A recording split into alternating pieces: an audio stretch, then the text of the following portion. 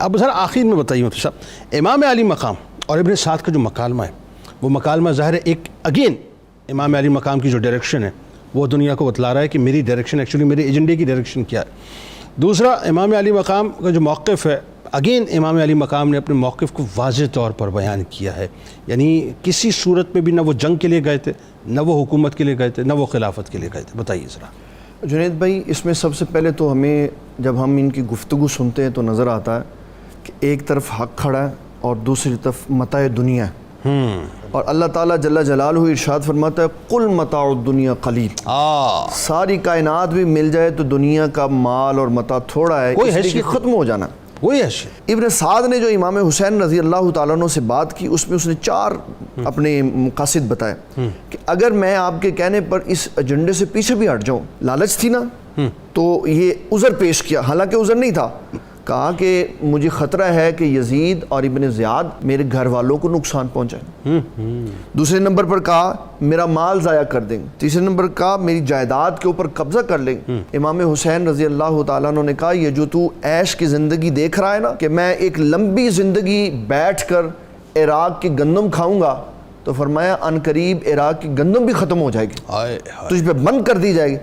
پھر اس نے جو آخری جملہ کہا، جس کے بعد امام حسین رضی اللہ تعالیٰ عنہ یہ سمجھ گئے کہ یہ لالچ میں اتنا نیچے چلا گیا، اب اس کو نصیحت کام نہیں آنے والے، اس نے کہا کوئی بات نہیں، گندم ختم ہو جائے گی تو میں جو کھا لوں گا۔ پھر آپ نے یہ سمجھ لیا کہ اب اس کو واضح و نصیحت کام دینے والی نہیں، پھر آپ نے اپنا موقف واضح کیا اور فرمایا تو جو کرنا چاہتا ہے وہ کر لے، سن لے، میں ہمیشہ حق کے ساتھ کھڑا ہوں، یزید کی کسی صورت بیعت نہیں ہو سکتی، اس لیے کہ وہ فاسق و فاجر ہے، اس کے اندر یہ علتیں موجود ہیں جس کی وجہ سے مجھ جیسا آدمی یزید کی بیعت نہیں کر سکتا۔ یہ امام حسین رضی اللہ تعالیٰ عنہ نے وہ اپنا آخری موقف بتایا، اور دوسرے نمبر پر آپ نے فرمایا اگر تم یہ چاہو تو میں واپسی جاتا ہوں۔ پھر اس نے خط لکھا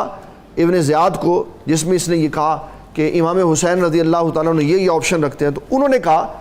ابن زیاد اور اس کی ٹیم نے کہ یہ تو امام حسین کے بارے میں نرمی رکھ رہے ہیں، ہم تو امام حسین رضی اللہ تعالیٰ عنہ کے بارے میں بڑا سخت فیصلہ ٹیم کیا، وہ شمر ملعون موجود تھا نا، شمر جوشن، دیکھیں زبان پہ نام بھی نہیں آتا نا ایسے ملعون، ایسے ہی ہے۔ تو حضرت امام حسین رضی اللہ تعالیٰ عنہ نے مشکل ترین حالات میں امت کے مسیحاؤں کو یہ سمجھایا ہے کہ حالات کتنے بھی مشکل ہو جائیں، نبی صلی اللہ علیہ وسلم کا دامن کبھی نہیں چھوڑنا۔ یہ چند دن کی زندگی ہے، اگر کوئی اس کی لالچ میں بیٹھ گیا تو ابدی زندگی برباد ہو جائے گی۔ ہمارے بابا جی نگینہ صاحب فرماتے ہیں ایسے ڈولے ایمان سن کوفیاں دے، آپ پہ تھڑک گے قول اقرار ہوتو، ذرا جنوی جے کر ایمان ہندہ جانا وار دن دے سخی سردار ہوتو۔ ایک اور بات جو اس میں بڑی اہم ہے مفتی صاحب، اور اس کو انتہائی احتیاط کے ساتھ ہم بیان کرتے ہیں، ظاہر ہے چونکہ یہ نوح علیہ السلام اور کنان کا واقعہ ہمارے سامنے ہے، حضرت سعد بن ابی وقاص رضی اللہ تعالیٰ عنہ، مطلب آپ کیا مقام اور مرتبہ، مطلب ہماری آل اولاد ان پہ قربان ہو جائے، ان کے عشر مبشرہ میں وہی تو عرض کر رہا ہوں، ہماری آل اولاد ان پہ قربان ہو جائے، ادب کا کیا مطلب مقام ہے۔ لیکن وہی بات ہے کہ یہ جو ازلی بدبختی عمر بن سعد، ایکچولی اس کا نام ہے عمر بن سعد، بہت سے لوگ عمر بن سعد کہتے ہیں، غلط کہتے ہیں، عمر بن سعد اصل ورڈ ہے، تو عمر بن سعد کی جو حصے میں آئی ہے، یہ بھی تو قدرت کا ایک مطلب نظام ہے۔ جنید بھائی، قرآن مجید نے اس میں ہماری نشاندہی کی ہے۔ اللہ تعالیٰ فرماتا ہے انہو عمل غیر الصالح، نوح علیہ السلام کا بیٹا اس لیے جہنم میں چلا گیا کہ اس کے اعمال اچھے نہیں تھے۔